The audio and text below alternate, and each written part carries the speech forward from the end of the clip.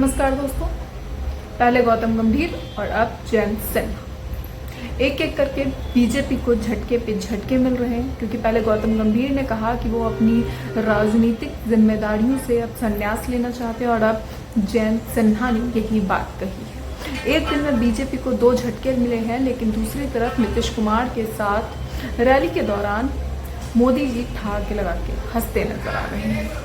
आखिर इस सब के बीच में क्या कारण है, क्या मेन मुद्दा है, कौन सी बात है, ये बहुत अहम है, जिसपे मोदी जी वहां बैठकर तो हंस रहे थे, लेकिन जो झटके बीजेपी को लग रहे हैं वो आने वाले समय के लिए खतरे की घंटी हो सकते हैं।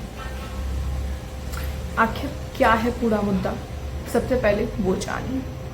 दरअसल आज गौतम गंभीर ने सुबह सुबह एक अपने ट्विटर हैंडल से ट्वीट किया, जिसमें वे लिखे कि अब मैं क्रिकेट पर ध्यान देना चाहता हूँ, अब मैं अपने क्रिकेट पर, अपने काम पर ध्यान देना चाहता हूँ और चाहता हूँ कि अब मैं थोड़ा सा संन्यास ले लूँ राजनीति से वो दूर हटना चाहते हैं। देखिए कि उन्होंने अपने ट्विटर हैंडल एक्स पर क्या लिखा है। उन्होंने लिखा है कि I have requested honourable party president JP Nadda ji to relieve me of my political duties so that I can focus on my upcoming cricket commitments. I sincerely thank Honorable PM Narendra Modi ji and Honorable Home Minister Amit Shah ji for giving me the opportunity to serve the people. यानी कि नरेंद्र मोदी जी और अमित शाह जी का उन्होंने शुक्रिया अदा किया है ताकि उनको सर्व करने का मौका मिला। लेकिन इस सब के बीच सवाल ये उठ रहे हैं कि जिस सीट से पिछले दिनों आम आदमी पार्टी ने कुलदीप कुमार को उतारा था, जो कि एक जनरल सीट है जहाँ से उन्होंने एक SC/ST कैंडिडेट को उतारा, ये बहुत बड़ी चाल मानी जा रही थी आम आदमी पार्टी की। और अब इस सब के बीच जब उन्हें उतार दिया गया है कुलदीप कुमार को, तो कुलदीप कुमार साफ तौर पे चैलेंज करते नजर आ रहे हैं। उनका कहना है कि रुक कर देख लेते अगर जीत सकते थे तो, और उनका साफ तौर पे मानना है कि यही कारण है कि उन्होंने छोड़ दी है, क्योंकि वो जानते हैं कि लोग उनको नहीं सिलेक्ट करेंगे। बीजेपी इस बात को बखूबी जानती है, ये कुलदीप कुमार का दावा है।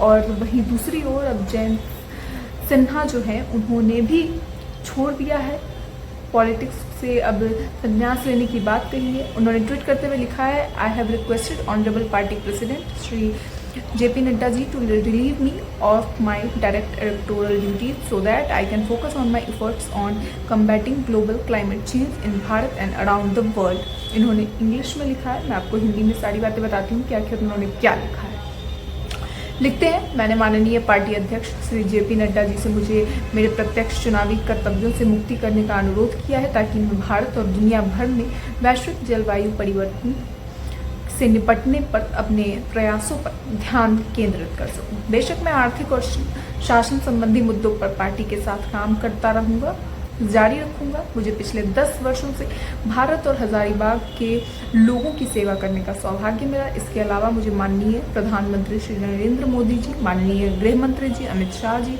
और भाजपा नेतृत्व द्वारा प्रदान किए गए कई अवसरों का आशीर्वाद भी मिला है।